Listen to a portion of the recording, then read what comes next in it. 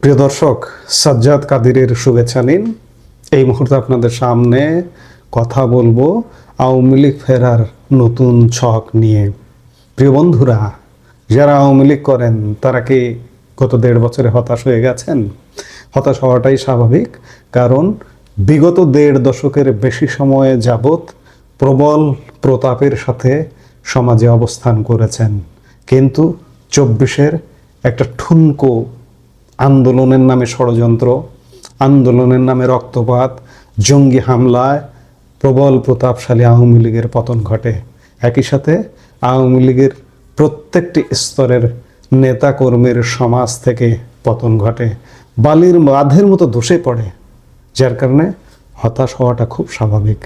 গত 1.5 বছরে আমরা নানা কথা বলেছি, এই বুঝে আওয়ামী লীগ ফিরবে, এই বুঝে একটা ইনক্লুসিভ ইলেকশন হবে।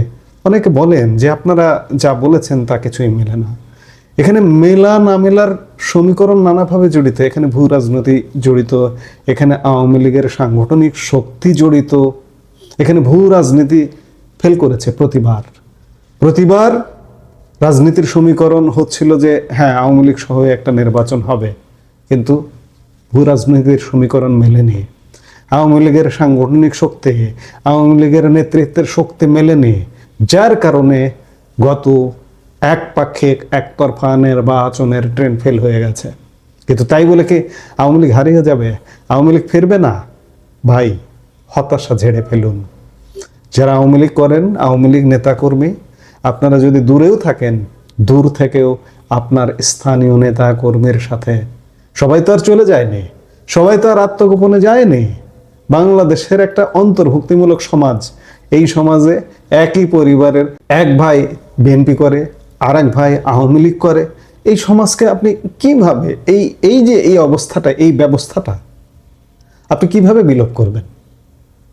বিলোপ করতে পারবেন না তো। কাজে আওয়ামী লীগ আছে, আমাদের সমাজে আওয়ামী লীগ আছে, কিন্তু ভঙ্গুর অবস্থায় আছে। আওয়ামী লীগ ফিরবে, এবং বিএনপি যে ভুল করেছে বিগত আওয়ামী লীগ সময়ে, বিএনপি যে ভুল করেছে, আওয়ামী লীগ কিন্তু সেই ভুল করছে না। অবস্থা যেটি দেখা যাচ্ছে যে আওয়ামী লীগ যে কোনোভাবে হোক, এমনকি গত ইউনূস যদি আওয়ামী লীগকে নির্বাচনের অংশগ্রহণের সুযোগ দিত, তবু আওয়ামী লীগ নির্বাচনে অংশ নিত। কিন্তু বিএনপি কি করেছে? না পেরেছে আওয়ামী লীগের বিরুদ্ধে জোরালো আন্দোলন গড়ে তুলতে, কিংবা না পেরেছে বিভিন্ন নির্বাচনে অংশগ্রহণ করতে। বিএনপি স্থানীয় সরকার নির্বাচনে পর্যন্ত অংশগ্রহণ করেনি, জাতীয় নির্বাচনে তো অংশগ্রহণ করেইনি, বর্জন তো করেছেই। আপনার যাই হোক, আপনার নির্বাচনে অংশগ্রহণ করতে হবে। আপনাকে ষড়যন্ত্র করে যদি হারিয়ে দেয়, তাহলেও জনগণের কাছে এসে বলতে হবে যে আমাকে ষড়যন্ত্র করে, ইঞ্জিনিয়ারিং করে হারিয়ে দিয়েছে, আমি এই নির্বাচন মানি না। কিন্তু আপনি নির্বাচনেই অংশগ্রহণ করলেন না, আর বলবেন যে না, আমি একপাক্ষিক নির্বাচনে অংশ নেব না। বিএনপি যে ভুলগুলো করেছে, লক্ষণ স্পষ্ট যে আওয়ামী লীগ সে ভুলগুলা করতে চাইছে না বা করবে না। দেখেন, আওয়ামী লীগ ফিরে আসছে, নানাভাবে ফিরে আসছে। বাংলাদেশের গণমাধ্যমে গত 1.5 বছর আওয়ামী লীগের কোনো সংবাদ একদম চির হয়ে গেছিল, নাই হয়ে গিয়েছিল। এখন আপনি বিভিন্ন গণমাধ্যমে দেখুন, আওয়ামী লীগের সংবাদ আস্তে আস্তে স্থান পাচ্ছে। আওয়ামী লীগের সবচেয়ে বড় বিরোধী, আওয়ামী লীগ বিরোধী, তারা কেন বিরোধিতা করে তারা নিজেরা জানে। এটি নিয়ে ভবিষ্যতে খুব বড় ধরনের গবেষণার প্রয়োজন আছে। তারা মুক্তিযুদ্ধকে কতটা লালন করে, আওয়ামী লীগকে কতটা লালন করে, সেটি বড় প্রশ্ন। সবচেয়ে বড় আওয়ামী লীগ বিরোধী গণমাধ্যম এবং বাংলাদেশের শীর্ষ গণমাধ্যম বলা হয় প্রথম আলো, আওয়ামী লীগকে নিয়ে আজকে একটা খুব বড় ধরনের একটা নিউজ করেছে প্রথম পাতায়। তাদের নিউজের শিরোনাম, নির্বাচনী রাজনীতিতে ফেরার পথ খুঁজছে আওয়ামী লীগ। অর্থাৎ আওয়ামী লীগ গণমাধ্যমে ফিরে আসছে, আওয়ামী লীগ সমাজে ফিরছে, নানাভাবে আওয়ামী লীগ ফিরছে। কাজেই হতাশার কোনো কারণ নেই। আওয়ামী লীগ খুব স্বল্প সময়ের মধ্যে ফিরবে। দেশি বিদেশি নানা রকম চাপ তৈরি হচ্ছে, তাই চাপ তৈরি হয়েছে। এই যে ভারত বিএনপি সরকারকে সহযোগিতা করছে, এর নেপথ্যে কি আছে জানেন? এর নেপথ্যে আছে বাংলাদেশে সহ অবস্থানের রাজনীতি নির্মাণ করতেই হবে। বিএনপি কি শুধুমাত্র জঙ্গি জামাত আর এনসিপিকে নিয়ে চলবে? আন্তর্জাতিকতাবাদ নিয়ে চলতে হবে না? আন্তর্জাতিকতাবাদ নিয়ে যদি চলতে হয়, ওই এনসিপি, ওই জামাতকে যে কোনোভাবে তাদেরকে জব্দ করে হলেও আওয়ামী লীগের রাজনৈতিক স্পেস দিতে হবে। এটি সময়ের ব্যাপার। বাংলাদেশের রাজনীতিতে এক অভাবনীয় পরিবর্তনের পর এখন সবার মনে একটি প্রশ্ন, আওয়ামী লীগ কি আবার রাজনীতিতে ফিরছে? আমি গ্যারান্টি দিয়ে বলছি আওয়ামী লীগ ফিরবে। ঈদের পর থেকে দেখুন না কি সমীকরণ হচ্ছে। বিশেষ করে দলটির ওপর যখন কার্যত নিষেধাজ্ঞার খড়গ এবং শীর্ষ নেতারা আত্মগোপনে নির্বাচনী রাজনীতিতে ফেরার পথ খুঁজছে আওয়ামী লীগ। আসন্ন স্থানীয় সরকার নির্বাচনকে সামনে রেখে তারা সাজাচ্ছে নতুন কৌশল। সিটি কর্পোরেশন থেকে শুরু করে ইউনিয়ন পরিষদ সব স্তরে নিজেদের অন্তর্ভুক্ত করার পরিকল্পনা করছে দলটি। কিন্তু কিভাবে? নিষেধাজ্ঞা আর মামলার বেড়াজালে আটকে থাকা একটি দল কিভাবে নির্বাচনের মাঠে নামার সাহস করছে? সামনে ইলেকশন, সেটা আইনজীবী হোক, পেশাজীবী হোক, যেখানে যত ইলেকশন হবে প্রত্যেকটা জায়গায় আওয়ামী লীগের পক্ষ থেকে আমরা কন্টেস্ট করব। এটা আমাদের সিদ্ধান্ত। ইউনিয়ন পরিষদ থেকে শুরু করে যতগুলি ইলেকশন হবে আওয়ামী লীগের নেতাকর্মী সেখানে অংশগ্রহণ করবে। দরকার হলে একটা সামাজিক প্রতিষ্ঠানের নাম নিয়ে সেখানে অংশগ্রহণ করতে হবে, কিন্তু করতে হবে অংশগ্রহণ, আমাদের লোক যেতে হবে। কদিন আগে আওয়ামী লীগ প্রধান শেখ হাসিনারও এরকম একটি ভিডিও বার্তা আপনারা শুনেছেন, যে বার্তায় তিনি বলেছেন স্থানীয় সরকার নির্বাচন, সকল পেশাজীবী সংগঠনের নির্বাচনে দৃঢ়ভাবে অংশ নিতে হবে।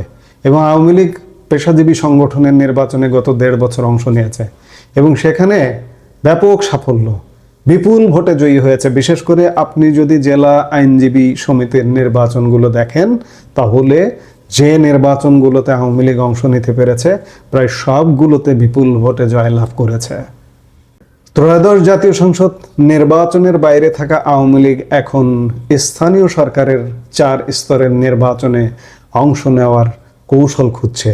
দলটির লক্ষ্য খুব পরিষ্কার, স্থানীয় সরকার নির্বাচনের মাধ্যমে ধাপে ধাপে নির্বাচনী রাজনীতিতে ফিরে আসা। আত্মগোপনে থাকা এবং দেশে অবস্থানরত আওয়ামী লীগের বিভিন্ন পর্যায়ের গুরুত্বপূর্ণ নেতাদের সাথে প্রথম আলো কথা বলেছে এবং কথা বলে এই যে আমি যে রিপোর্টটার কথা বললাম সেই রিপোর্টটা তারা করেছে এবং আমাদেরও তো কথা হয় বিভিন্ন পর্যায়ে। 5 আগস্ট সরকার পতনের পর স্থানীয় সরকারের প্রায় সব জনপ্রতিনিধির পদ এখন শূন্য। বর্তমানে নির্বাচনের মাধ্যমে বিএনপি সরকার দায়িত্ব নিয়েছে এবং পর্যায়ক্রমে স্থানীয় নির্বাচন আয়োজনের প্রস্তুতি চলছে। আওয়ামী লীগ নেতারা এই স্থানীয় নির্বাচনকে দেখছেন একটি রাজনৈতিক এন্ট্রি পয়েন্ট হিসেবে। কেন? কারণ এসব নির্বাচনে প্রার্থীর ব্যক্তিগত প্রভাব, স্থানীয় নানা ইস্যু এবং তৃণমূলের সমর্থন জয় পরাজয়ে বড় ভূমিকা রাখে। দলীয় প্রতীকের চেয়েও এখানে ব্যক্তি ইমেজ অনেক বেশি কাজে দেয়। প্রথম আলোকে দলীয় একাধিক সূত্র নিশ্চিত করেছে যে আওয়ামী লীগ সভাপতি শেখ হাসিনা ত্রয়োদশ জাতীয় সংসদ নির্বাচনের পর ভার্চুয়ালি নেতাকর্মীদের সাথে কথা বলেছেন। অন্তত 2টি কর্মসূচিতে তিনি আত্মগোপনে থাকা নেতাকর্মীদের দেশে ফেরার তাগিদ দিয়েছেন এবং এখন থেকেই স্থানীয় নির্বাচনের প্রস্তুতি নেওয়ার পরামর্শ দিয়েছেন। আওয়ামী লীগ মনে করছে জাতীয় রাজনীতিতে ফিরতে হলে আগে স্থানীয় নির্বাচনে শিকড় শক্ত করতে হবে। তাই তাদের এখনকার প্রধান অগ্রাধিকার হলো কারাগারে থাকা নেতাকর্মীদের জামিন নিশ্চিত করা, একই সাথে দলের ওপর থাকা নিষেধাজ্ঞা প্রত্যাহারের জন্য সরকার এবং আন্তর্জাতিক মহলের সাথে যোগাযোগ বাড়ানোর পরিকল্পনা রয়েছে তাদের। আওয়ামী লীগ কেন আশাবাদী? এর উত্তর লুকিয়ে আছে সাম্প্রতিক কিছু পেশাজীবী সংগঠনের নির্বাচনে, বিশেষ করে আইনজীবী সমিতিগুলোর নির্বাচনে আওয়ামী লীগ সমর্থিত প্যানেলগুলোর বেশ ভালো ফলাফল আশা জাগাচ্ছে। আওয়ামী লীগ সমর্থক আইনজীবীদের এই অংশগ্রহণ এবং উল্লেখযোগ্য ভোট পাওয়া দলটিকে নতুন করে স্বপ্ন দেখাচ্ছে। আগামী 13 ও 14 মে অনুষ্ঠিতব্য সুপ্রিম কোর্ট আইনজীবী সমিতির নির্বাচনকেও তারা বিশেষ গুরুত্ব দিচ্ছে। এছাড়া বছরব্যাপী বিভিন্ন আইনজীবী সমিতির নির্বাচন হয়েছে, সেখানে আওয়ামী লীগের সাফল্য কিন্তু কল্পনাতীত। আওয়ামী লীগের ভেতরে এখন একটি আত্মোপলব্ধি কাজ করছে। দলটির অনেক নেতাই মনে করছেন স্থানীয় সরকার নির্বাচনে দলীয় প্রতীক চালু করা তাদের একটি ভুল সিদ্ধান্ত ছিল। এতে তৃণমূলের বিভেদ বেড়েছে। এই সিদ্ধান্তটা যখন আওয়ামী লীগ নিয়েছিল, আমি তখনই মনে করেছিলাম, বলেছিলাম যে আওয়ামী লীগ একটা আত্মঘাতী সিদ্ধান্ত নিল। দলীয় মার্কায় স্থানীয় নির্বাচন এবং স্থানীয় নির্বাচনে মনোনয়ন পর্যন্ত কেন্দ্র থেকে স্থানীয় সরকার নির্বাচন মনোনয়ন বোর্ড আওয়ামী লীগের ছিল, যেখানে কাড়ি কাড়ি টাকার বিনিময়ে মনোনয়ন দেওয়া হতো এবং টাকা নিত, জেলা কমিটি টাকা নিত, উপজেলা কমিটি টাকা নিত। সাধারণত কেন্দ্রে যে মনোনয়ন বোর্ডটা ছিল, জেলা কমিটি উপজেলা কমিটি যাকে পাঠাতো তাকেই মনোনয়ন দিত, কিন্তু মূল মনোনয়ন বাণিজ্যটা হতো জেলা উপজেলা পর্যায়ে। এটি ছিল আওয়ামী লীগের একটা আত্মঘাতী সিদ্ধান্ত, কিন্তু আওয়ামী লীগ নেতারা এখন মনে করছেন যে এটি একটি ভুল সিদ্ধান্ত ছিল। এতে করে সমাজে বিভেদ বেড়ে গেছে। এখন তারা চাইছেন স্থানীয় নির্বাচন যেন নির্দলীয় ব্যবস্থায় ফিরে যায়। আমরা ইউনূস সরকারের সময়ও এই আলাপটা হতে শুনেছি যে আগামীতে নির্বাচন হবে দলীয় প্রতীক ছাড়া।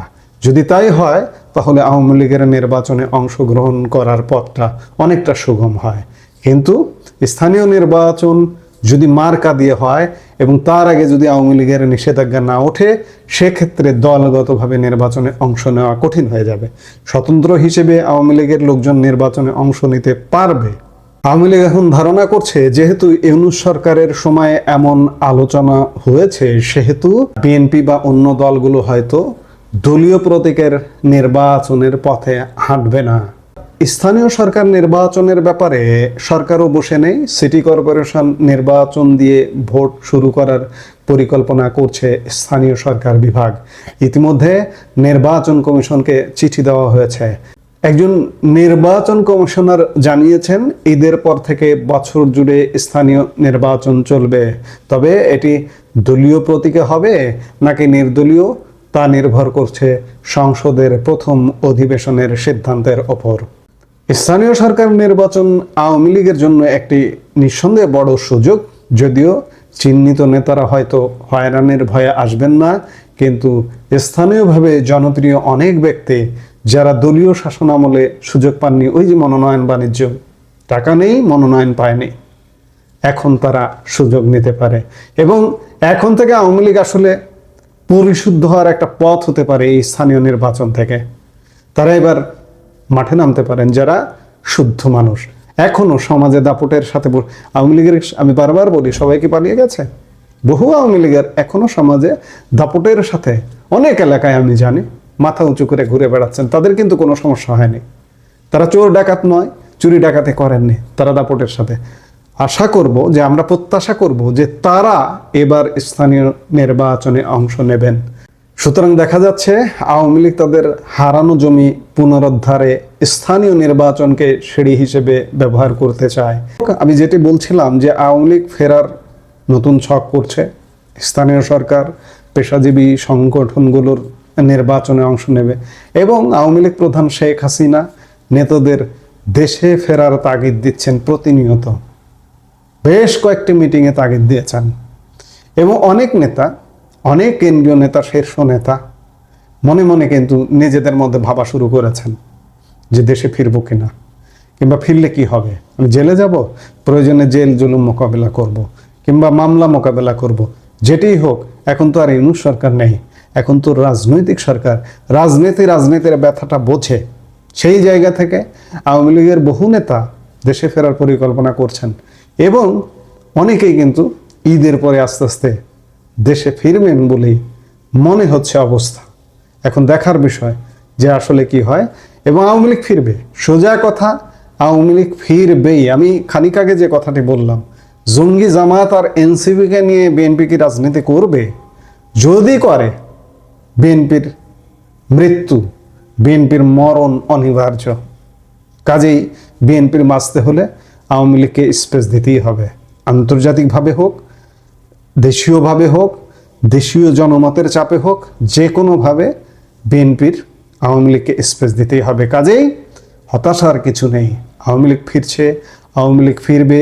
গত ইউনূস সরকারের আমলে ফিরতে পারেনি, নানা কারণে ফিরতে পারেনি। আমি খানিক আগে বললাম ভূ রাজনৈতিক কারণে এবং নানাবিধ আওয়ামী লীগের সাংগঠনিক দুর্বলতাকে আজীবন এভাবেই থাকবে।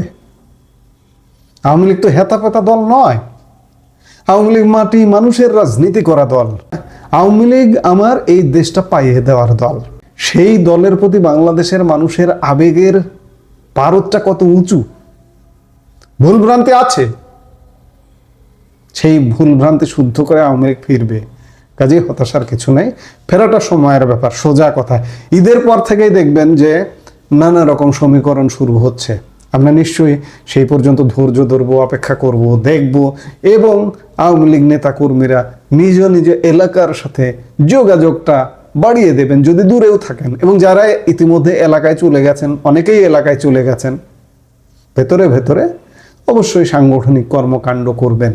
কারণ স্থানীয় সরকার থেকেই জাতীয় সরকারে আপনাকে নিয়ে যাবে। সেগুলো সময়ের ব্যাপার। এই মুহূর্তে এ পর্যন্ত। সবাই ভালো থাকুন, সুস্থ থাকুন। আমাদের ভিডিওগুলো নিয়মিত পেতে সাবস্ক্রাইব করুন Sajjad Kadir and the legends YouTube channel এবং লাইক, কমেন্ট, শেয়ার করে সাথে থাকুন।